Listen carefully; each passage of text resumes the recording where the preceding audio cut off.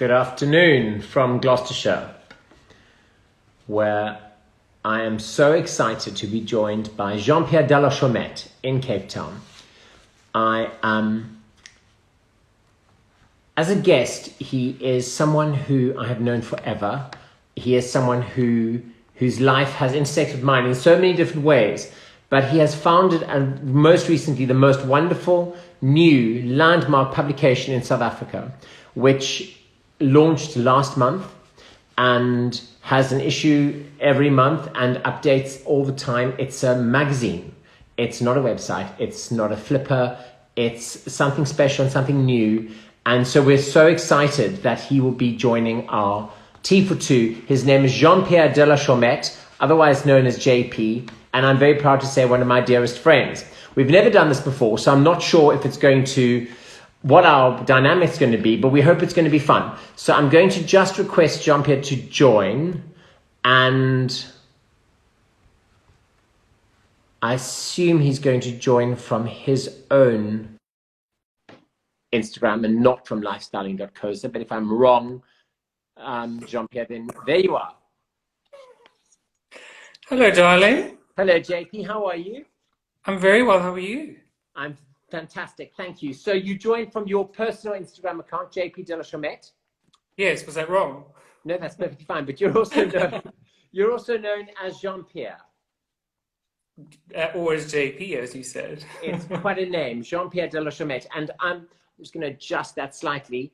And JP, tell me, you're a South African. You lived in London for many years. You lived in Johannesburg. You lived in Cape Town. You lived between Johannesburg and Cape Town. And lockdown has found you stuck where? Where were you when lockdown hit?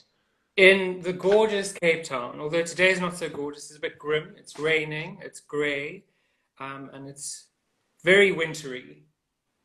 In Cape Town. Yeah, but spring is coming because it's very wintry here. And it's about the 1 week of the year where our weather crosses over. We've got Storm Trevor or something passing through the UK at 100 miles an hour. Not so storm. It's pretty grim and horrible here too. And in America, they've got hurricanes headed for the Gulf. 2 of them, I believe. So it's bad weather all around. And it's always sort of this time of year when everyone's weather seems to coincide. JP, you have just launched lifestyling.coza. And I want to have a little bit of background chat because if you look back, your life seems to have led you to this spot. And I know that COVID-19 was a huge springboard for you to do so.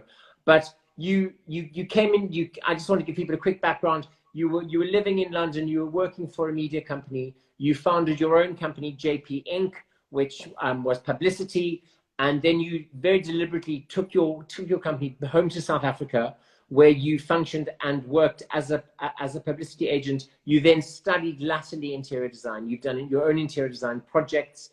And looking back, one must think that COVID-19 happened for you to make you launch lifestyling.coza, which must seem like, does it seem like a natural progression? Does it seem like something that just you saw the gap? What was that journey? Absolutely. I mean, it's a culmination, as you've hinted to, of so much of my background. I mean, I've been in the business of content creation for almost 20 years. But I've also, so besides being a publicist, I've been in marketing, I've been a stylist, I've contributed editorially to various publications. I've done a lot of interior design, a bit of product design. And I guess just as a sort of citizen of the world, it all just sort of has come together, and I think COVID has been the catalyst in launching lifestyling.coza. So yeah, it totally feels natural, and there's just so many aspects of it that are just, I get to use my expertise and my experience every day in every single aspect of it. Which so must be amazing. And with the new business, incredibly rewarding. You pulled in a million different directions all the time. All the time. Which I love, actually. And JP, you deliberately made a choice to live in South Africa, having lived for many years in the UK, having opportunities to live in the US, and you're very well known among your friends and people who admire you for being the change you want to see in your country. How does that manifest for you?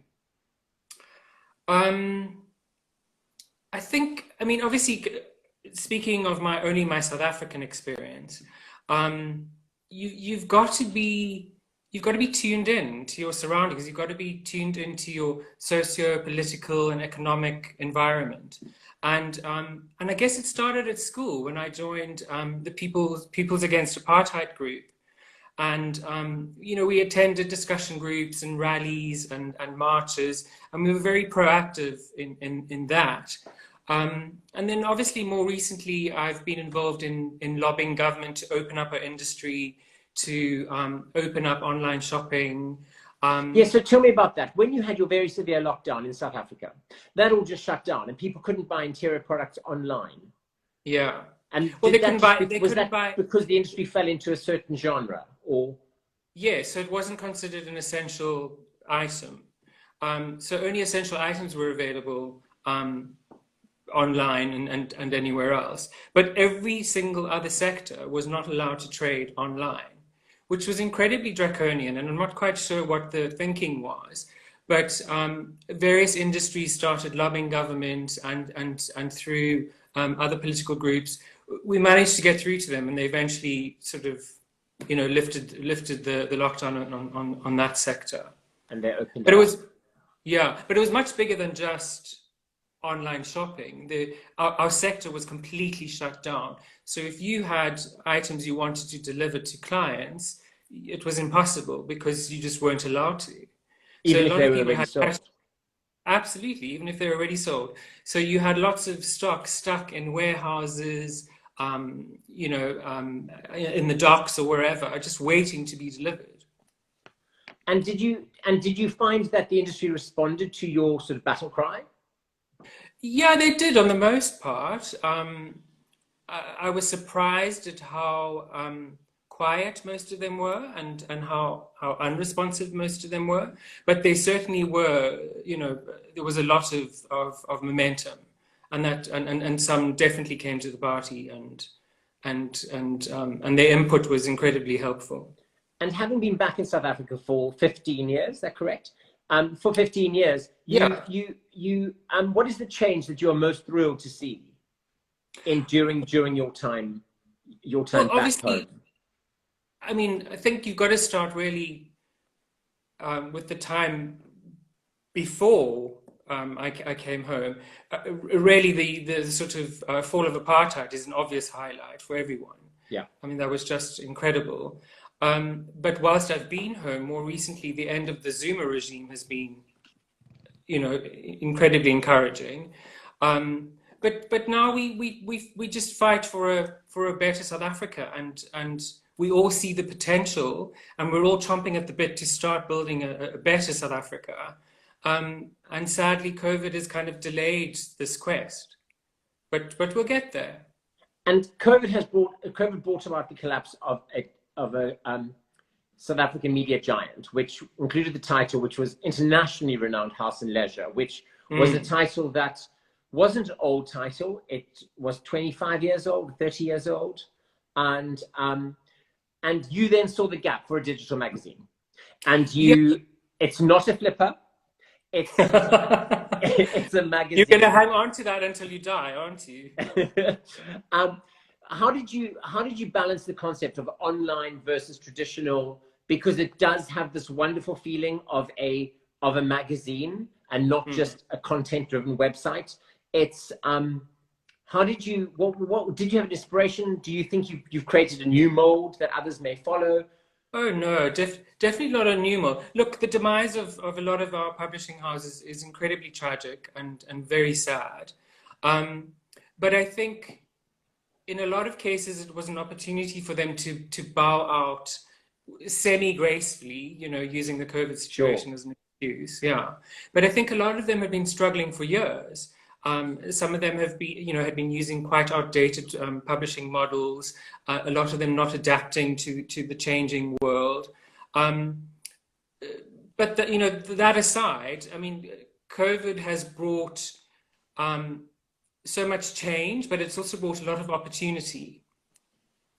And I guess I just saw an opportunity for change in the right direction. Yeah. and that's kind of where that's how lifestyling came to life. And I think if there are existing models that are similar, so kind of not our inspiration, but we looked to the likes of Cool Hunter and the Spaces as some kind of inspiration or foundation to what we wanted to build. And why is this magazine about African design? And it pushes local local African design, not necessarily tribal design, which is what some may think, or safari design, but it really covers the full gamut of design coming out of Africa, which is modern, it's traditional, it's seaside, it's bush living, it's city living, it's the whole gamut. Do you feel that it has an international relevance, or are you not trying to be internationally relevant? Are you about being local? What is your choice there? It's very layered and very sort of multi-pronged. We're all global citizens. Yeah. And we shouldn't be defined by geography. And we live in such a connected world. And that's the beauty of the internet and social media, is that we can explore anything from anywhere in the world whenever we want to. Sorry, yeah, go ahead. And so that brings me to an idea of you as a designer, as an aesthete, are asked to do a beach house in, I don't know, in California, or a penthouse in New York, to mention two cliches. What are your, and they want something of your culture, your heritage, your design aesthetic, your influenced feeling. What is the thing you bring? Gosh, that is probably the trickiest question I've ever been asked. That's like asking me to choose my favorite object in the whole world. That's next. No, really, there is so much to choose from, specifically in the South African scene. But I think what I have noticed is a real sort of spike in ceramic pieces, in ceramic design, and so much so that it's sort of it's sort of operating in the art world now. Yeah. So and I'm going to mention some names, but but I'm not choosing any of them. Okay. Just to clarify. All right, go ahead. So we've seen some beautiful work. I mean, so much so that these people are being represented by art galleries. So the likes of Ben Orkin and Jade Patton and Eva Schumann, they're all creating beautiful sculptural pieces within the ceramic realm. Yeah. And then obviously the more obvious person is probably Andile Dilvani from Emiso Ceramics, who has just turned into a total rock star. Rock star. I mean, and was always going to hit that point. Wasn't? I mean, as a group, Emiso was so ahead. Well, you supported them right in the very beginning when you started when you opened your store in London. So you obviously saw something there. But it's been lovely to see their I saw something I'd never seen before. And I think that brings me to the next thing I want to speak to you about, because South African design is truly coming to its own. When I first opened my business, and everything was curated out of South Africa, it wasn't groundbreaking, it wasn't new, it was just beautifully done. And it was a little bit slavish in an interpretation of something that came out of Australia or America or the UK. But I was first struck about six or 7 years ago when you and I were walking up Bree Street in Cape Town in one of the sort of open nights that Cape Town used to have, sort of every Thursday. Cape Town. What is it called? First Thursdays. Exactly. There were these amazing the first Thursday of every month. Yes, first Thursday every month. All the different ateliers in Cape Town sort of opened their doors, and people did sort of late night shopping and mingling and mixing and networking and working their way through those wonderful streets in Cape Town. And I remember being absolutely astounded at what I was seeing, not only from a quality point of view would stand up internationally, but also from a design point of view. Whereas before, I'd always felt that I had to work with the artisans and say, look, what you're doing is beautiful, but you need to give it this kind of slant to make it more interesting and make it more internationally viable. Whereas what I think now is happening is South Africa is defining itself. What do you think has happened there? That it's snapped out of being the sort of slavish thing. What do you think has happened there? Well, it's not just unique to South Africa. I think it's unique to the continent of Africa. Yeah. So I think Africans are telling their own stories in their own way, and on their own terms as well.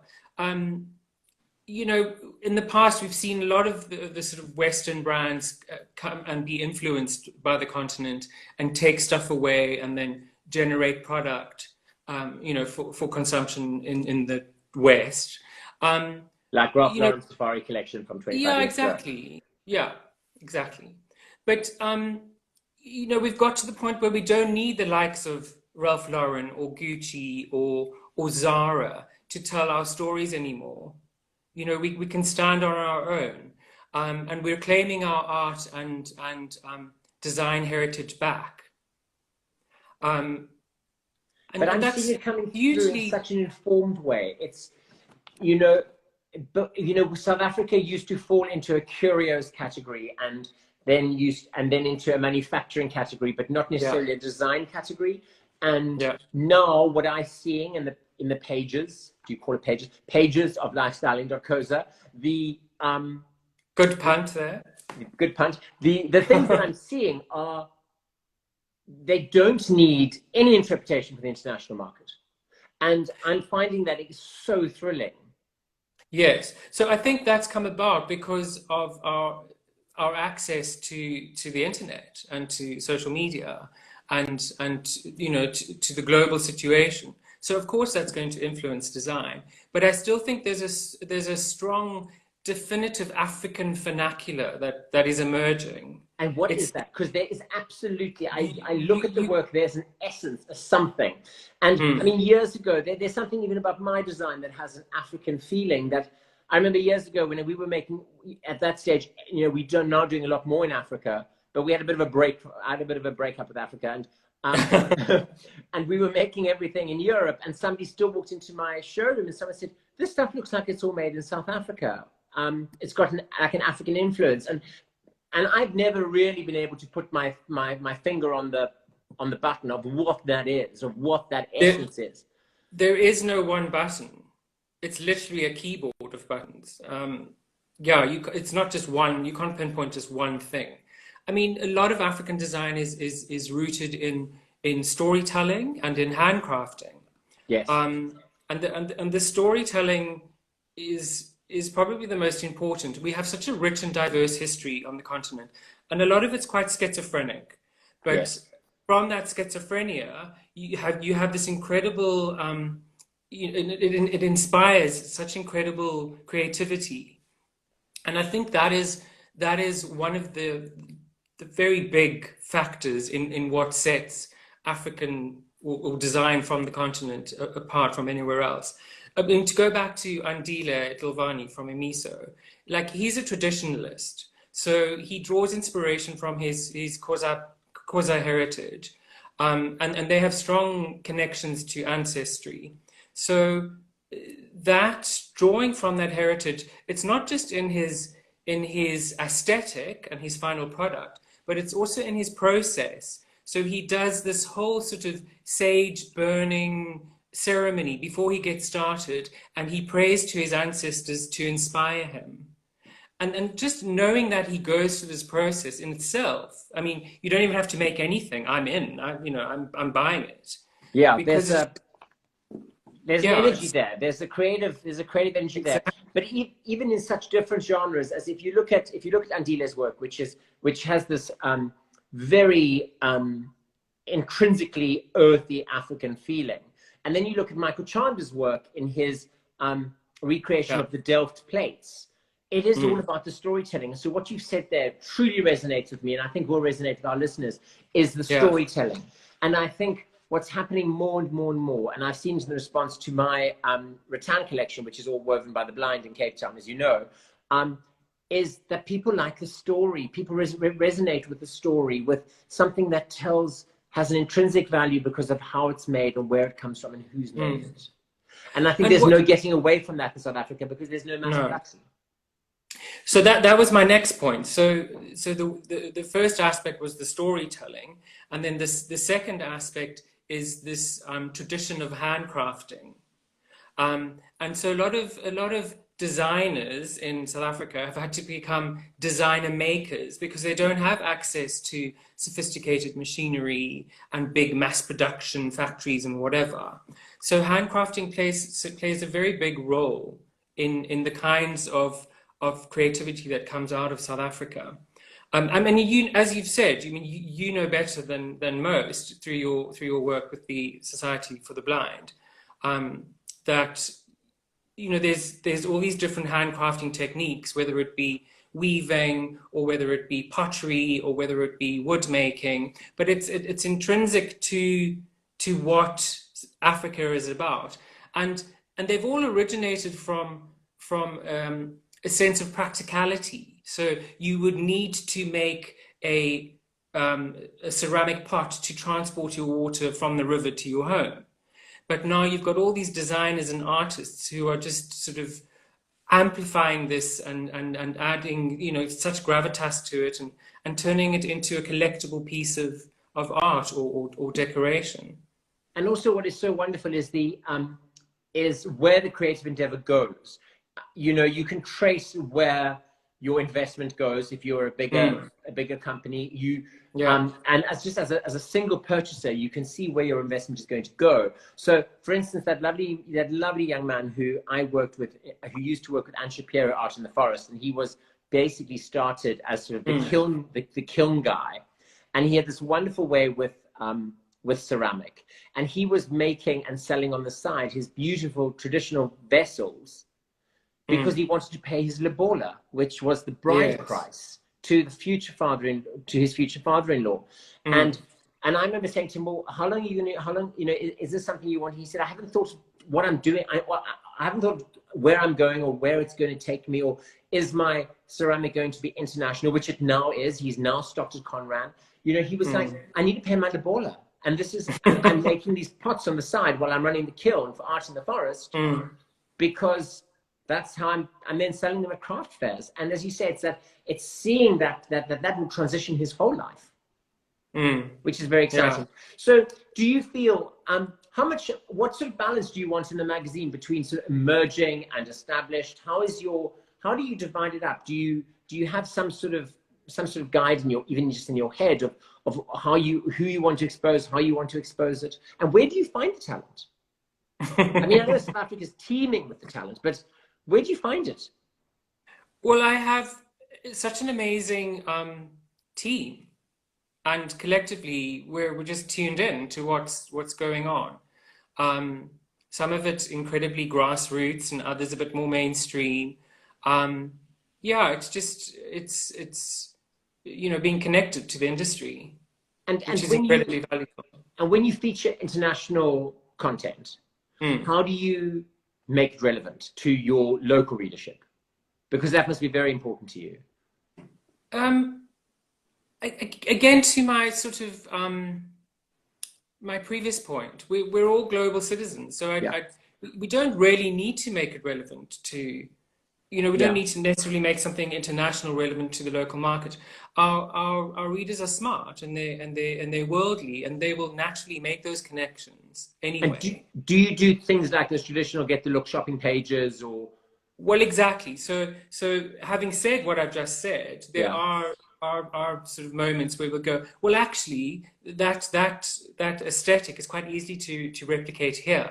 So let's create a Get the Look page, so that people can shop that look locally.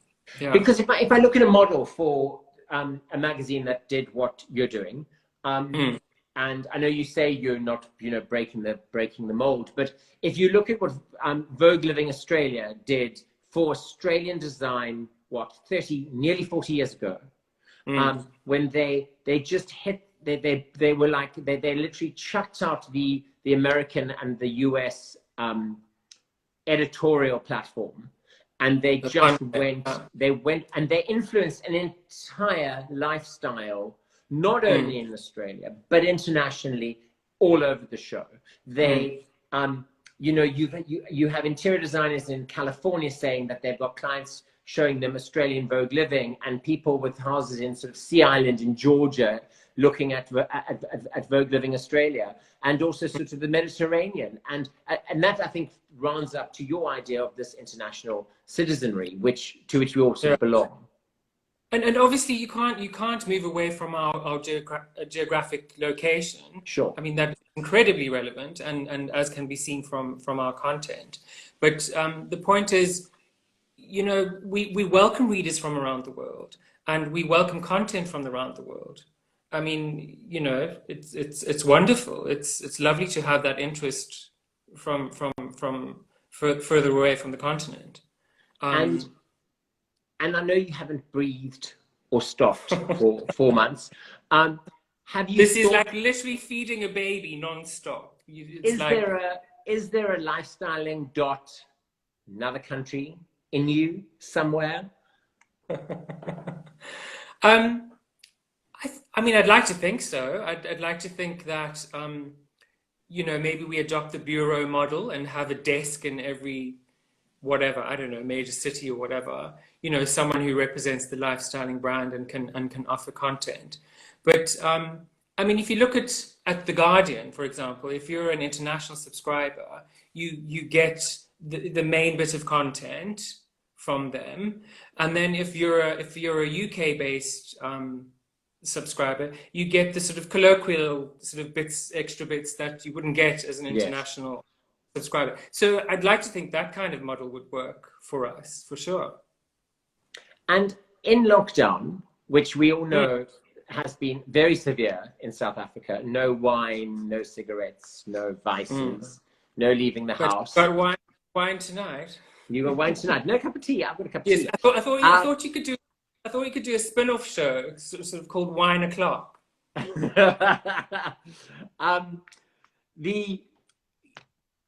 You've been servicing your publicity clients, and a lot of our watchers are interior designers, and our viewers are interior designers. What's the advice that you found most helpful giving them at this time? Because even as somebody who, you know, we went into lockdown, we shut down, and it's been tricky for everybody. And anyone who says it hasn't been tricky would, you know, I think is lying. So, what advice do you think your clients have found the most interesting or the most useful that you've been able to give them? Yeah, I mean, it's a cliche and it's being overused, and but authenticity is what it's all about. You know, it's honesty all the way, and that's all you can be. Yeah, so I mean, it's actually been a lot more than that. So besides coaching my clients on a sort of communication strategy during quite an unnavigable sort of period, it's actually taken on a much I've taken on a much larger role, to the point where I'm almost coaching clients in terms of their businesses. So you know, having to help them sort of navigate this really horrible period.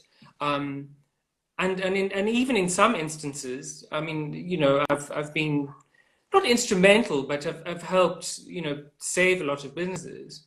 You know, people who have sort of doubted whether, you know, should they carry on, and should they pull the plug. And then you just got to get down to the nitty gritty and have those really sort of awkward, candid conversations and go, right, what's your cash flow situation? Have you negotiated a rent reduction with your landlord? You know, what accounting systems have you set in place? What kind of what's your staff situation? So I've had to have really candid conversations. Which is one of the questions you were having internally yourself with your own business, and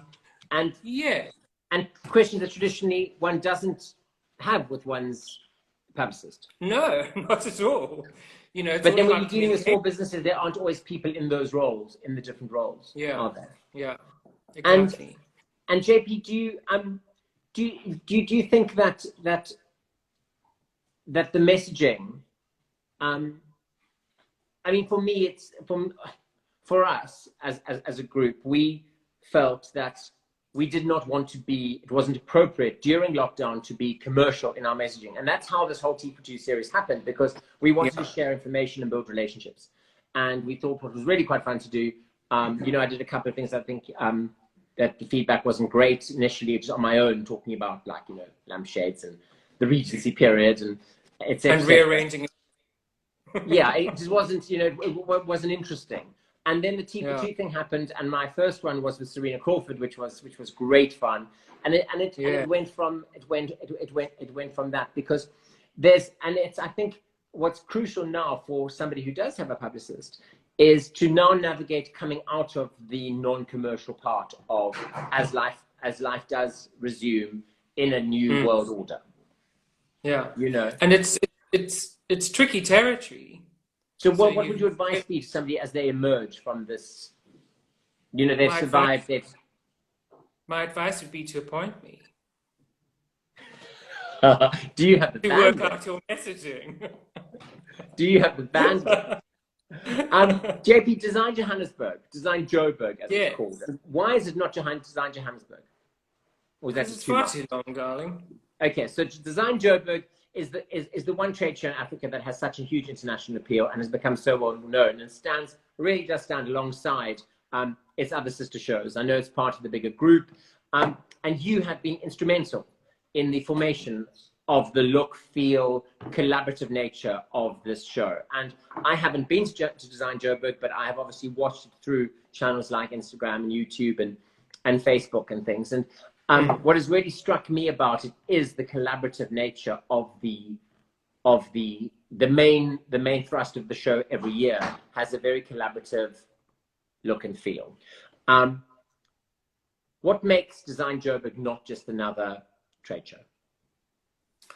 I think first and foremost, we've remained true to our founding vision of the show, and that was to present a show that doesn't conform to the sort of cookie cutter formula of you know, the traditional decor and design exhibitions out there. Yeah. You know, the show isn't surface, it's not glib. It's layered and conceptual and considered. And that's what people want. And we seek out the best, you know, the best designers, the best brands. And because of that sense of being with the best, it kind of makes everyone want to put their best foot forward.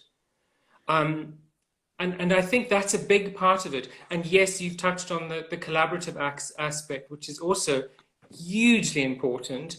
I mean, our collab concept, which is basically we approach a couple of who we think are sort of hot interior designers and architects, and then we get them to create a room set using a couple of brands that we workshop together. So between us as the organizers and them as the interior designer, we compile a list of brands that, you know, that we want them or they want to work with. So we tick the sort of floor to ceiling boxes. So it's a flooring brand, it's a furniture brand, it's a lighting brand, it's a wallpaper and fabric brand, an accessories brand. So through all those brands, you create this beautiful room set. And because you're working with different interior designers and architects, each one has got a different theme and a different aesthetic. So it really provides such an interesting variety of aesthetics for our visitors. And then the room set concept in general is just a kind of winning formula. You know, they're practical and they're beautiful, and there's so much sort of takeaway stuff for visitors. And also it's not, you don't pop in for an hour to the show. It's people will get sort of entrenched, and you spend a lot of time engaging with people and professionals are challenged and inspired, and laymen, you know, are surprised and enlightened. So I think that's a kind of winning formula for the show. What I love about that collaborative concept is that when you go to some of these trade shows, you walk past furniture maker, wallpaperer, flooring, but nothing's pulling it all together or editing it or creating some sort of editorial about it. And maybe for those shows is the point, that you meant to do your own. But yeah, somebody who does just curtain poles, with all due respect to their product, which is such a vital part of what we do, it's a boring stand. Yeah, you know what I mean. Well, that's why we banish, like, forget about replicating your showroom. That's not an option. Yeah. You know, you've got to create something evocative and something that's going to draw people in, and you know, no one wants to see marble samples plastered on a wall. You want to see it being used, you know. Yeah, exactly. And the application of it. And it's wonderful. I think what has struck me is that as show organizers, you guys give so much input. So it's not just like, yes, that you can do that, or no, you can't do that. You are very much about like, oh, hold on, let's connect that person to that person and see if they can get some sort of synergy going and they can create something beautiful. So if I were to say to you that next year, if Design Joburg's on, next year. It is on. It's been postponed till May 2021. Thank you.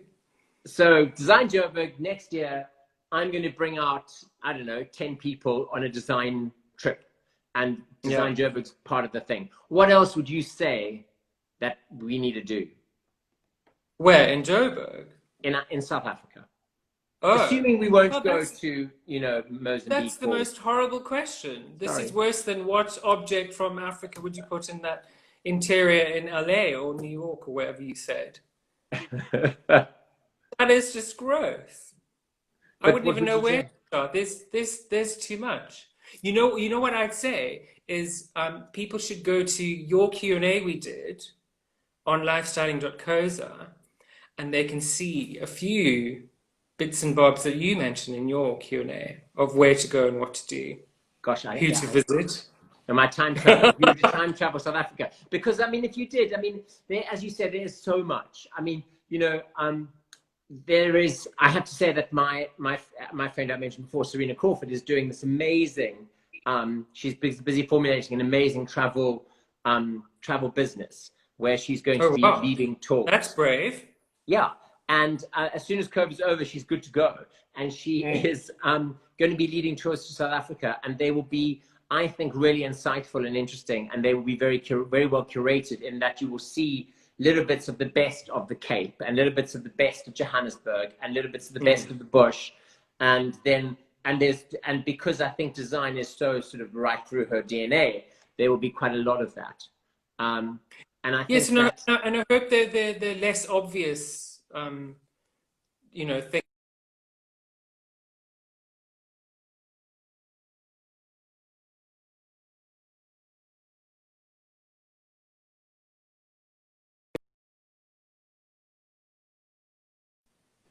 JP, we paused due to a bad connection. Can you hear me? So you were saying the less obvious destination choices are what you would like to see. Yeah, I think so. The sort of roads less traveled, and the sort of people who are not necessarily in the limelight. And so name one. Name a couple. No, I'd be giving away my secrets. All your secrets, your little black book secrets. I'll have a chat with Serena about some of mine. You'll have to do a column, the editor's picks, for travel. Yes. Because I think when travel does reopen again, Africa will be on people's list more so than ever, because I think people are going to be, as we said earlier, following the stories. We're seeing locally already, because we recently had our interprovincial closures, they've been lifted, and speaking to friends who have sort of homes that are on the likes of Perfect Hideaways and all those kinds of sites, there's been an explosion. People are just gagging, even in South Africa, to travel in South Africa and just to get away. And it's so beautiful. A friend of mine this weekend, who usually would spend the whole of July and most of August in Europe, was in the Cedarburg this weekend, which is an hour out of Cape Town. And I've actually only been to Cedarburg once ever when I was about 9 or 10. We went on a school trip to see the caveman paintings and do some sort of. We were there about two weeks ago. And those places are life-affirming places, aren't they? You know. Totally, totally transformative. They're like a tonic. I mean, we go to the same place quite a lot, but there are just so many places to choose from. Specifically there, but just all over South Africa is just gorgeous. And JP, your home life in lockdown, what have you been missing? Do you know, I've enjoyed lockdown. I really have. But I've really, really missed the theatre. Yeah. I've really, really missed travel in general. But otherwise, it's been a good time. It's been a time to reflect and to start new businesses. Yes, exactly. Start new businesses. But it hasn't really been the time I expected it to be in terms of, so, as lockdown was being announced, I sort of thought, oh, I better do a lockdown list of things I want to accomplish. And I didn't get to, I got to maybe 1 or 2 things. It's just been such a crazy, crazy busy time, which I'm thankful for. But it hasn't really facilitated, cleaning up the junk drawer or adding to my skill set or whatever. Yeah. And JP, during lockdown, it's a question I ask everybody. What have you been cooking? Now I know you tell the truth. Darling, I only cook under duress. But like you, I like to think I make a killer roast chicken. So we've been eating a lot of roast chickens. But also because of the sort of demise of our local restaurants, we've been supporting a lot of local chefs and foodies who are doing home delivery services. Oh, so really? So at least once or twice a week we'll treat ourselves and then we'll have a home delivery of something yummy. Oh, wow. And then Jonathan, my partner, has I'm saying my partner because you know who he is, but none of your followers do. He has expanded his baking repertoire, which is really has he really? Yeah.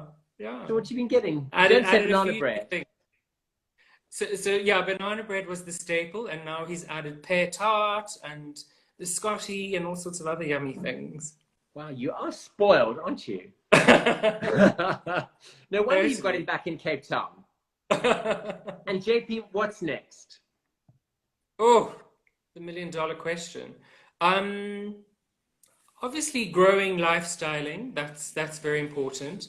It obviously needs to be commercially viable, so we're focusing on that. There's unfortunately a sort of expectation, specifically in South Africa, that content should be free, which is just not a sustainable model. So we need to work on that and convince South Africans that they need to pay for great content. Yes. And then very excitingly, we're actually launching Design Cape Town next year. Oh, really? So if I come to, if I bring my people on my design trip, we don't have to go to Johannesburg? 100%, but they'll have to come in October because that's when we've scheduled the show. October's good. Yeah, of course. Beginning of summer. Yeah, transforming from spring to summer. It would be great. We obviously Jonathan to bake everybody a little welcome pear tart. She's going backwards on her way right now to have a pear tart. Oh, I see there. Yes. So nobody bakes like Chloe. So Design Cape Town opens in October next year. We had actually scheduled to open it up this year in October, but obviously that's not going to happen with all the restrictions on large gatherings and exhibitions and conferences. So yeah, we decided to postpone it to next year rather. And how will it differ from Design Joburg? We've had this discussion a lot as a team, and I think, I mean, as you know, Cape Town is sort of the home for a lot of designers and artists in South Africa. So, and taking things to Johannesburg is probably a barrier to entry for some of them. Yeah, absolutely. Because it's not just taking your stuff there; you've got to go yourself and man your stand and all that kind of stuff. So I think because we have so many smaller studios and you know, ateliers and whatnot here, I think there'll be less sort of, there'll be not as grand as stands, put it that way. Yeah, there'll be smaller setups. But more boutique. But yeah, but we're working on some ideas where we can bring a lot of those together in a more sort of curated space that makes more of an impact on in terms of scale. And but yeah, I think it'll Have be you a bit decided more on venue yet? Oh gosh, we actually had two venues, and the one unfortunately has had to close down. It was an old warehouse in the V&A waterfront. Oh, right. But it's so dilapidated that they've had to really just shut it down. So we're upset about that because there was a grittiness to it, which I think would have brought a lovely dimension to the show. So we're kind of back to the drawing board a little bit on venues. But there are lots of lovely venues in Cape Town. I mean, there are lots of lovely, everywhere in Cape Town. And the amazing thing about Cape Town is everywhere you turn, there's an aspect that is very easy to draw on. You know, I remember going years ago to an exhibition in Cape Town that was literally in a shipping container, you know, on the dock. But you walked out of the container and there was the mountain and the bay, and it was just spectacular, you know, just because of its position. And that is the wonderful, wonderful thing. One last question, and we are going to get cut off in a second by Instagram, is a couple of years ago, I think it was 2 years ago, Cape Town was Design City, Design Leadership City of the Design world. Capital, Design Capital of the World. How do you think that South Africa benefited from that? Do you think Cape Town benefited from that? Why do you think Cape Town was chosen? I think we definitely benefited from that for sure. And in I what think way? the link, in what way? Well, the link between sort of art, culture, and design and tourism is kind of obvious. Yeah. So you're going to have an influx of people interested in design and art that are going to want to travel here.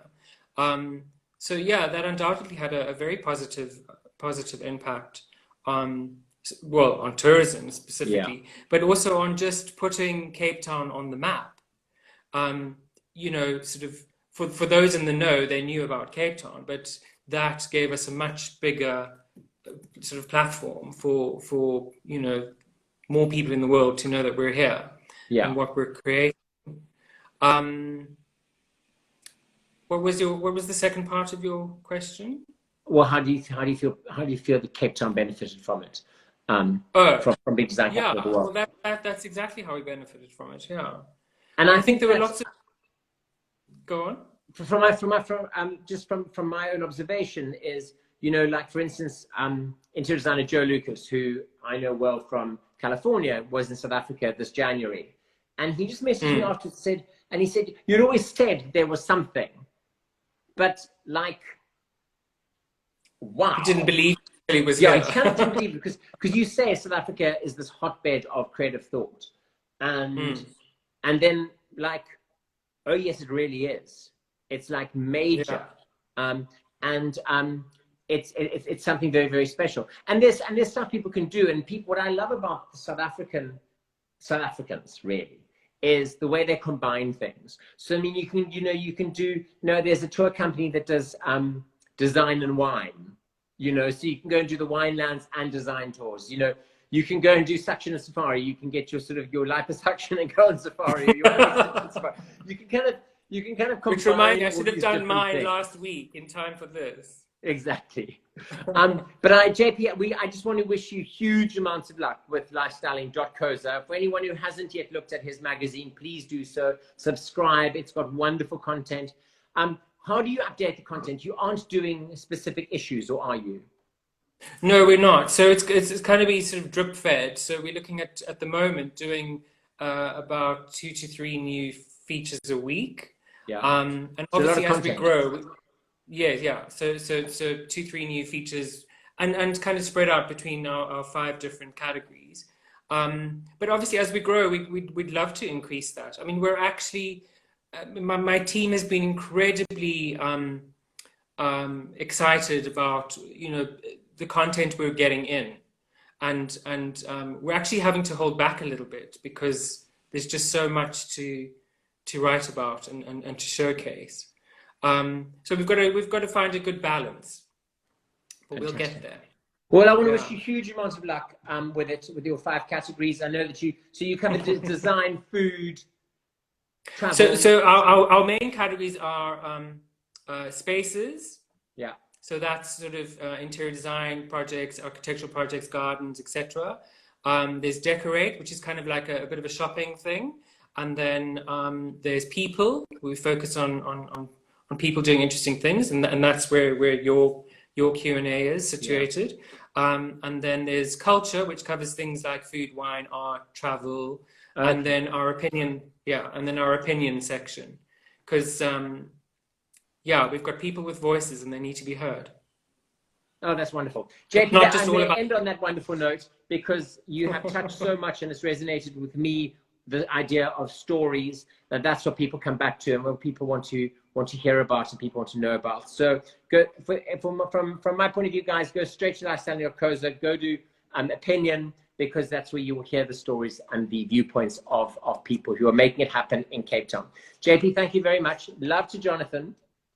Will do, my love. Thank you. And thanks for having me. Total pleasure. We'll speak soon. Bye. Bye.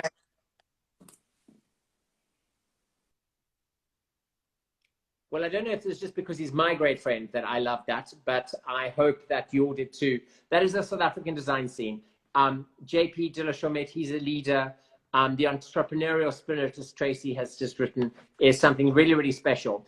And so the South African design scene is being documented in this landmark publication called lifestyling.coza. It's a website, but it's a magazine, and it combines the best of both. So please do log in. Please do sign up to their Instagram. Please have a look, see, because it really is very special what they're doing. And follow Design Joburg, Design Cape Town that's coming up. Maybe we will do a little trip of designers to South Africa next October, to Cape Town. That could be quite fun.